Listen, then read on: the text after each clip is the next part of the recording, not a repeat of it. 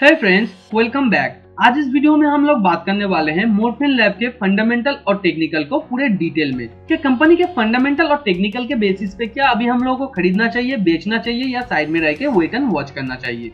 आप जानते हैं ये कंपनी एनालिसिस का एक सीरीज चल रहा है जहां पे करंटली जिस कंपनीज के अंदर अपॉर्चुनिटीज है उस कंपनी का मैं डिटेल में एनालिसिस करता हूं। तो इस सीरीज के अगर बाकी सारे वीडियोस को आप देखना चाहते हैं तो लिंक ऊपर आई बटन पे दिया हुआ है, आप जाके देख सकते हैं। तो वीडियो को स्टार्टिंग से आखिर तक देखिए क्योंकि वीडियो के एंड में आप लोगों के लिए एक बोनस पॉइंट भी रहेगा जहां पे मैं Q4 का रिजल्ट कंपनी के प्रोमोटर के द्वारा अनाउंस किया गया हुआ कैपेक्स के बारे में और कंपनी का जो करंट ईयर में रेवेन्यू और नेट प्रॉफिट इतना बड़ा है वो क्यों बड़ा है वो पूरे डिटेल में आप लोगों को समझाने वाला हूँ। और अगर आप कंपनी एनालिसिस को सीखना चाहते हैं और जानना चाहते हैं कैसे एक ऑनलाइन पोर्टल से किसी भी कंपनी के फाइनेंशियल स्टेटमेंट को निकाल के सही तरीके से पढ़ा और इंटरप्रेट किया जाए तो उस सारे वीडियोस का प्लेलिस्ट का लिंक ऊपर आई बटन पे दिया हुआ है, आप जाके वो प्लेलिस्ट भी देख सकते हैं। तो चलिए सीखते हैं एक साथ।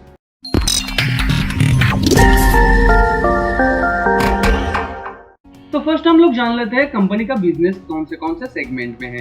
कंपनी का मेनली मॉलिक्यूल्स और फॉर्मुलेशंस का बिजनेस है। इसके अलावा कंपनी के पास बहुत सारा ओटीसी प्रोडक्ट है यानी ओवर द काउंटर प्रोडक्ट। तो ये मॉलिक्यूल्स और फॉर्मुलेशंस क्या होता है एक बार देख लेते हैं। एक मेडिसिन जब बनता है पहले इन्वेंट होता है मॉलिक्यूल्स के साथ कुछ रॉ मटेरियल्स ऐड होके बनता है इंटरमीडिएट के साथ कुछ एडिशन होके बनता है आपका एक्टिव फार्मा इंग्रेडिएंट्स यानी एपीआई और एपीआई के साथ कुछ इंग्रेडिएंट ऐड होने के बाद और प्रोसेस होने के बाद बनता है आपका फाइनली फॉर्मुलेशन वही होता है जो हम लोग ओवर द काउंटर से खरीद के कंज्यूम करते हैं जब कोई डिजीज होता है हम लोगों को, जैसे कि कैप्सूल के फॉर्म में, लिक्विड के फॉर्म में या कोई सिरप वगैरह हम लोग डायरेक्टली कंज्यूम करते हैं। कंपनी के पास मोर देन 25 मॉलिक्यूल्स है और OTC product more than 400 plus है। उसके साथ कंपनी का बहुत सारा सेल्फ केयर प्रोडक्ट भी है जिनमें से कुछ मार्केट लीडर भी है और कंपनी सेल्फ केयर बहुत सारा डिवाइसेस भी बनाता है जैसे BP monitor, nebuliser, thermometer, waiting scale और स्टीमर्स। ऐसे बहुत सारा और भी प्रोडक्ट है कंपनी का। तो अभी चलते हैं कंपनी के स्वॉट एनालिसिस की तरफ। तो स्वॉट एनालिसिस पे फर्स्ट आता है आपका स्ट्रेंथ। तो स्ट्रेंथ में कंपनी ने बहुत सारा ओटीसी प्रोडक्ट लॉन्च किया है और वेरियस सेगमेंट में ये लॉन्च किया है और इनमें से कुछ कंपनी का मार्केट लीडर भी है जैसे कि बर्नहोल। जब हमारे स्किन पे कोई भी बर्न हो जाता है तो बर्नहोल का नाम हम लोग बहुत अच्छे तरीके से जानते हैं, एक बहुत ही फेमस ओटीसी प्रोडक्ट है। और भी कंपनी का बहुत सारा ओटीसी प्रोडक्ट है, उसके बारे में हम लोग आगे जानेंगे। कंपनी का मेनली जो बिजनेस है वो है फॉर्मुलेशन का बिजनेस और कंपनी का इस सेगमेंट में बहुत सारा प्रोडक्ट ऑलरेडी है जैसे कि बहुत सारा प्रोडक्ट कैटेगरी में से antibiotic, gastrointestinal, respiratory, analgesic, anti allergic, न्यूरोसाइक्रेटरी और कंपनी ये प्रोडक्ट कैटेगरी के अंदर बहुत सारा ब्रांड भी लॉन्च कर चुका है जैसे कि सल्टम, सल्टूमैक्स, सेपोपेन एप्स, डॉमडीएक्स, एसिफिक्स, रेबिपेन, डीएसआर, मॉन्टेलास्ट। तो एक तरीके से कहा जाए तो कंपनी का जो प्रोडक्ट रेंज है वो बहुत ही डाइवर्सिफाइड है जो कंपनी को एक एक्स्ट्रा एडवांटेज देता है और ये सारा प्रोडक्ट कंपनी के 10 state of art manufacturing plant में रेडी होता है जो R&D के साथ फैसिलिटेट है।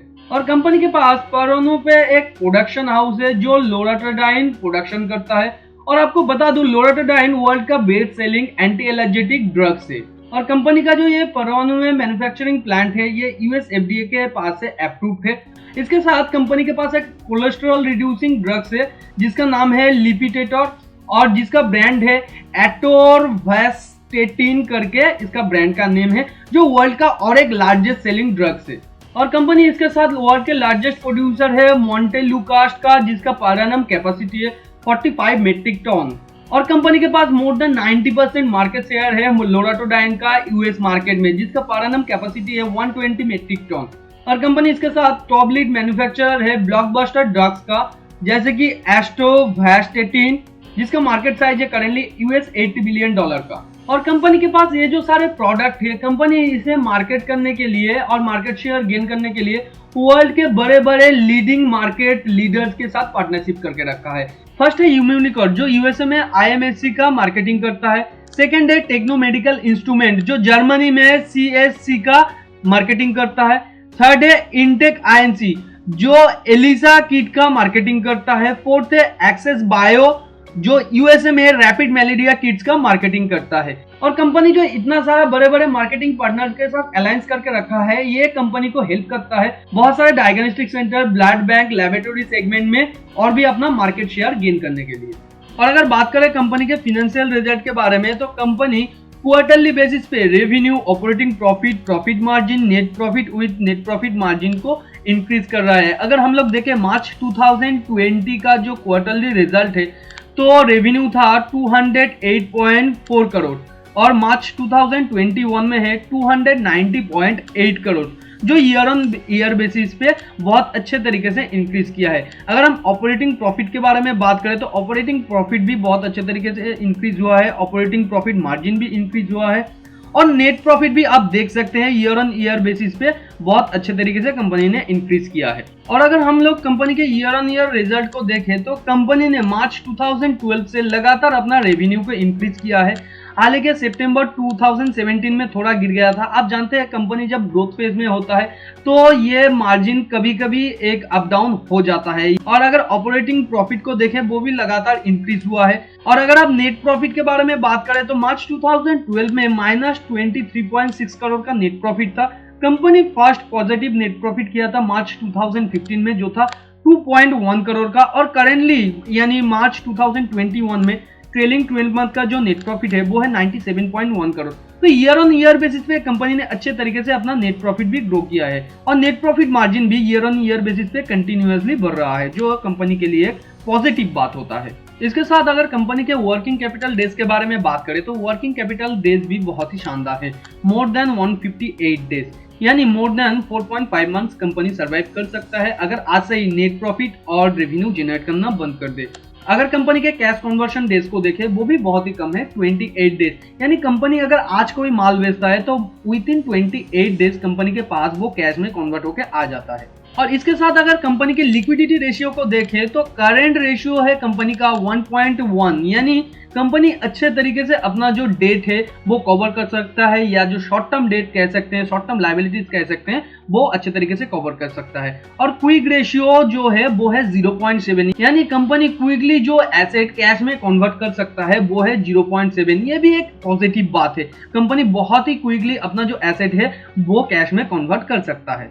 अभी कंपनी के कुछ वीकनेस के बारे में बात कर लेते हैं। क्वार्टरली बेसिस पे कंपनी का जो रेवेन्यू है, operating profit, net profit margin quarter on quarter basis पे गिर रहा है। सितंबर 2020 में कंपनी का जो रेवेन्यू था 340.1 करोड़ का, मार्च 2021 में वही रेवेन्यू कम करके हो गया है 290.8 करोड़, यानी क्वार्टर ऑन क्वार्टर बेसिस पे पिछले 2 क्वार्टर से रेवेन्यू गिर रहा है। और जो ऑपरेटिंग प्रॉफिट है, ऑपरेटिंग प्रॉफिट भी गिर रहा है। हाल ही के मार्च 2021 के क्वार्टर में ऑपरेटिंग प्रॉफिट पिछले क्वार्टर से थोड़ा बढ़ गया था। और अगर नेट प्रॉफिट के बारे में बात करें, तो नेट प्रॉफिट भी कंपनी का गिर रहा है क्वार्टर ऑन क्वार्टर बेसिस पे। और अगर आप कंपनी के कैश फ्लो को देखें, तो कैश फ्लो तो पॉजिटिव है, वो ईयर ऑन ईयर बढ़ रहा है, मगर कंपनी उतना ज्यादा कैश जनरेट नहीं कर पा रहा है जितना कंपनी को जनरेट करना चाहिए। तो ये क्यों हो रहा है? कंपनी बहुत सारा कैपेक्स लॉन्च किया है इसकी वजह से, और कंपनी अभी ग्रोथ फेज में है। और ग्रोथ फेज में जब कंपनी होता है तो कंपनी बहुत सारा स्पेंड करने के लिए रेडी होता है, और इसी स्पेंडिंग की वजह से कंपनी अपना नेट कैश फ्लो जनरेट नहीं कर पा रहा है।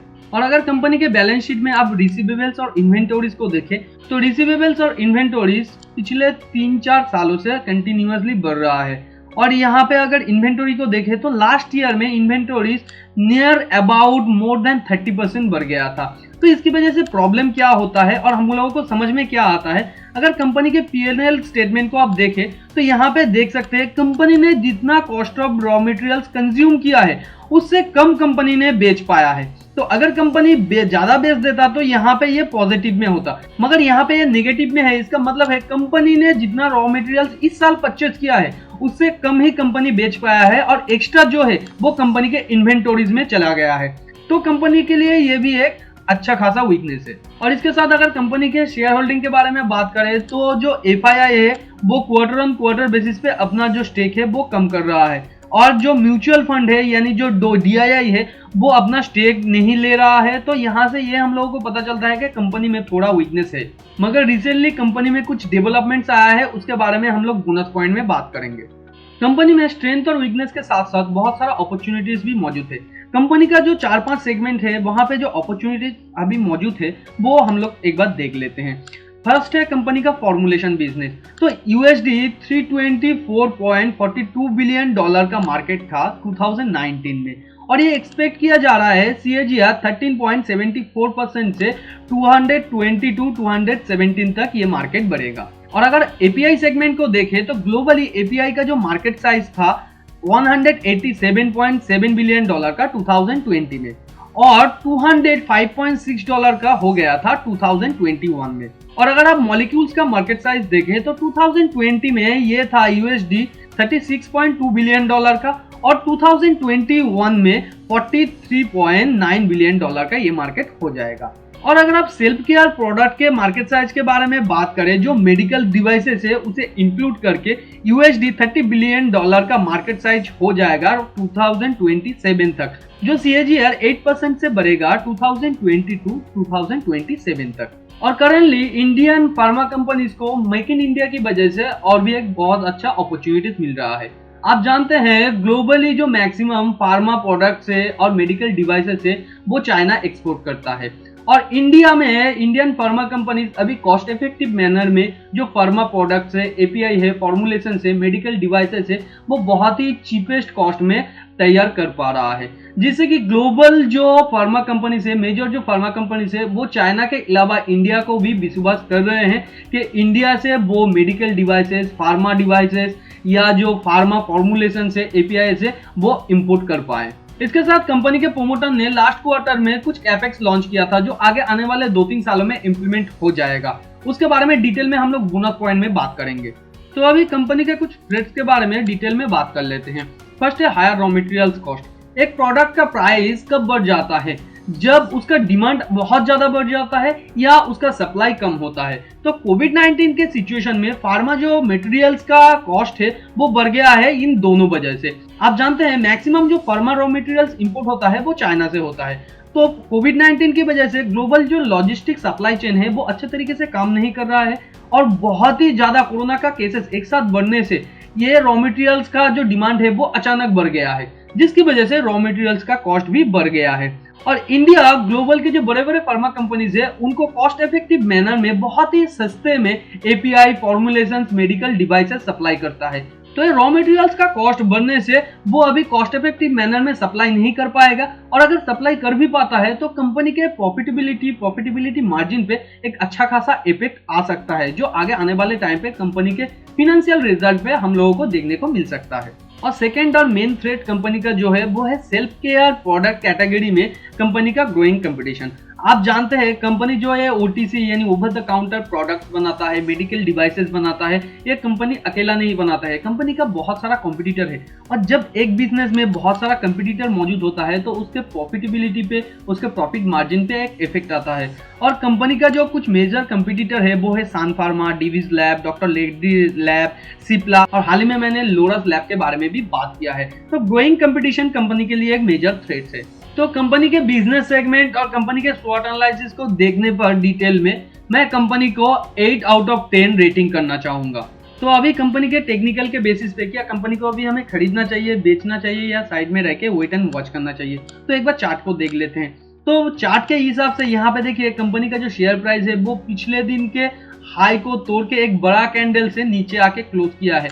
तो ये एक डाउनफॉल का सिग्नल होता है और यहाँ पे आपको खरीदना तब है जब नीचे यहाँ पे या कोई भी एक कंसोलिडेटेड पोजीशन पे आके कंपनी सपोर्ट लेके, कंपनी का जो एक कैंडल सपोर्ट लेके यहाँ पे आप देख सकते हैं ऐसे अगर सपोर्ट लेके ऊपर एक बड़ा कैंडल क्लोज करता है हाई वॉल्यूम के साथ, यहाँ पे वॉल्यूम को भी आप फॉलो कीजिए, एक हाई वॉल्यूम के साथ क्लोज करता है तभी आपको एक अच्छा अपमूव देखने को मिल सकता है। तो कंपनी का शेयर प्राइस अभी गिर रहा है तो आप इसे गिरने दे थोड़ा और कहीं पे आके अगर सपोर्ट लेके वो ऊपर नेक्स्ट कैंडल अगर ऊपर हाई वॉल्यूम के साथ क्लोज करे तभी आप यहाँ पे एंट्री कीजिए। अगर आप लॉन्ग टर्म इन्वेस्टर है तो आप थोड़ा थोड़ा करके आप यहाँ पे खरीदना चालू कर सकते हैं। तो मेन मुद्दा यहाँ पे ये है अगर कोई लॉन्ग टर्म इन्वेस्टर इस कंपनी के शेयर को खरीदना चाहते हैं अगले 3 साल 5 साल के लिए तो वो खरीद सकते हैं। और अगर कोई स्विंग ट्रेडर यहाँ पे खरीदना चाहते हैं इस प्राइस पॉइंट पे, कंपनी के करंट प्राइस पॉइंट पे, तो मैं कहूंगा थोड़ा वेट कर लीजिए। कंपनी के प्राइस एक्शन जब स्ट्रांग होगा, जब पिछले दिन के हाई को तोड़कर करंट कैंडल एक अच्छे वॉल्यूम के साथ ऊपर जाके क्लोज करेगा और लॉन्ग टर्म ट्रेंड यानी वीकली ट्रेंड और मंथली ट्रेंड एक राइट डायरेक्शन यानी सेम डायरेक्शन में आपको ट्रेड दिखाएगा तभी आप स्विंग ट्रेडिंग ले। और अभी बात कर लेते हैं हम लोग कंपनी के कुछ बोनस पॉइंट के ऊपर। कंपनी के बोनस पॉइंट में फर्स्ट है क्वार्टर 4 का रिजल्ट। कंपनी का जो क्वार्टर 4 का रिजल्ट था वो बहुत ही शानदार था। कंपनी ने यहाँ पे बोला है कि 189% कंपनी का जो एनुअल प्रॉफिट है वो ग्रो किया है। कंपनी मोर देन 71% ग्रो किया है रेवेन्यू में। कंपनी 600 मिलियन से ज्यादा ग्लूकोज स्ट्रिप्स को सेल कर पाया है। कंपनी का जो इतना सारा सेल हुआ है वो होम डायग्नोस्टिक सेल्स में रेवेन्यू बढ़ने के कारण भी एक हुआ है, जो ईयर ऑन ईयर 71% से बढ़ा है। और कंपनी का जो ओटीसी बिजनेस है वो भी अच्छे तरीके से ग्रो किया है, मोर देन 72%। और ग्लोबल जो एपीआई का मार्केट है वो ईयर ऑन ईयर अच्छे तरीके से ग्रो करने की वजह से कंपनी ने 69% एक्सपोर्ट करने के साथ साथ 40% ग्रोथ भी दिखाया है। तो यहाँ पे कंपनी ने इतना सारा ग्रोथ एक ही साल में क्यों दिखा पाया है? क्योंकि पैंडेमिक की वजह से कंपनी का जो ओटीसी प्रोडक्ट है या जो होम डायग्नोस्टिक्स प्रोडक्ट है वो बहुत ज्यादा सेल हुआ है। ये क्यों हुआ है? देखिए, पैंडेमिक के वजह से बहुत सारा लोग अपने घर में ही रहना पसंद कर रहे हैं, जिसकी वजह से जो छोटा मोटा टेस्ट है वो होम डायग्नोस्टिक्स प्रोडक्ट के दौरान वो कर ले रहे हैं। तो इसकी वजह से होम डायग्नोस्टिक्स प्रोडक्ट में एक अच्छा खासा सेल आ रहा है, जैसे कि बीपी मॉनिटर बोल लीजिए आप, या आप ग्लूकोज मॉनिटर, ऐसे बहुत सारा जो होम डायग्नोस्टिक प्रोडक्ट है वो कंपनी बनाता है। और कंपनी के सेल्स में ये होम डायग्नोस्टिक्स प्रोडक्ट एक अच्छा खासा रेवेन्यू ग्रोथ लाया है करंट क्वार्टर में या करंट ईयर में आप कह सकते हैं। तो इसके साथ साथ कंपनी ने बहुत सारा कैपेक्स भी लॉन्च किया है, जैसे कि 178 करोड़ आगे आने वाले 1-2 सालों में कंपनी खर्च करने वाला है, जो अपना फार्मास्यूटिकल कॉम्प्लेक्स है बिद्दी हिमाचल प्रदेश में, उसके एक्सपेंशन के लिए है, जहां पे डायग्नोस्टिक्स डिवाइसेस का प्रोडक्शन और भी बढ़ाया जाएगा, क्योंकि डायग्नोस्टिक डिवाइसेस कंपनी के टोटल रेवेन्यू में अभी 26% का कंट्रीब्यूट कर रहा है। और कंपनी को लग रहा है डायग्नोस्टिक्स डिवाइस का जो फ्यूचर ग्रोथ है वो बहुत ही अच्छा है, क्योंकि इस पैंडेमिक की वजह से कंज्यूमर्स का जो हैबिट है वो चेंज हो रहा है। वो और बाहर ना जाते हुए घर में रह के ही सेल्फ केयर करना पसंद कर रहे हैं। और अभी घर में कंज्यूमर्स 1 या 2 डिवाइसेस रखना पसंद नहीं करते हैं, पैंडेमिक की वजह से अपना खुद का अलग अलग डिवाइसेस रखना पसंद कर रहे हैं। यानी फैमिली के अगर 4-5 मेंबर हो तो सबके लिए सेपरेट डिवाइसेस खरीदने की कोशिश कर रहे हैं कंज्यूमर। और कंपनी ने रिसेंटली बोर्ड मीटिंग में ये अनाउंस किया है कि कंपनी बहुत सारा प्रेफरेंशियल शेयर इशू करेगा कंपनी के प्रोमोटर ग्रुप को। और आप यहाँ पे देख सकते हैं कंपनी ने वो शेयर इशू भी कर दिया है, जो 1 अप्रैल 2021 को बहुत सारे क्वांटिटी में ये प्रेफरेंशियल शेयर्स खरीदा गया है। तो ये कंपनी के लिए एक अच्छा बात है, क्योंकि कंपनी 433 करोड़ राइज कर रहा है कंपनी के फर्दर एक्सपेंशन के लिए। और कंपनी जब ग्रोथ फेज में होता है तो कंपनी एडिशनल शेयर इशू करता है, लोन लेता है शॉर्ट टर्म और लॉन्ग टर्म के लिए। तो यहाँ पे जब प्रेफरेंशियल शेयर इशू होता है या एडिशनल शेयर इशू होता है तो हम लोगों के लिए एक इम्पोर्टेंट बात ये होता है कि कंपनी का जो प्रोमोटर है वो अपना स्टेक बेच के क्या निकल जाना चाहता है। तो यहाँ पे मैं बोलना चाहता हूँ नहीं, कंपनी के प्रोमोटर ने कोई भी स्टेक नहीं बेचा है अपना, या कोई भी होल्डिंग को एडिशनली प्लेज नहीं किया है, जो फाइनेंशियल के दिख से एक खराब चीज होता है। कंपनी यहाँ पे जो पैसा राइज कर रहा है वो फर्दर एक्सपेंशन के लिए राइज कर रहा है। तो ये वीडियो अगर नॉलेजेबल लगा है तो वीडियो को लाइक एंड शेयर कीजिए। अगर वीडियो में कोई भी फाइनेंशियल टर्म आपको समझ में नहीं आया हो या वीडियो के बारे में कोई भी क्वेश्चन हो तो नीचे कमेंट बॉक्स में आप लिख सकते हैं। और अगर आगे आने वाले टाइम पे आप कोई भी स्पेसिफिक टॉपिक के ऊपर वीडियो चाहते हैं उसके बारे में भी आप लिख सकते हैं। अगर चैनल पे नया है तो चैनल को सब्सक्राइब करके बाजू में जो बेल आइकन है उसे हिट कर दीजिए, क्योंकि ऐसे ही नॉलेजेबल वीडियो मैं आप लोगों के लिए लाता रहूंगा कंटिन्यूअसली। मिलते हैं अगले वीडियो पर, तब तक के लिए अपना बहुत ज्यादा ध्यान रखिए। Thanks for watching and happy investing.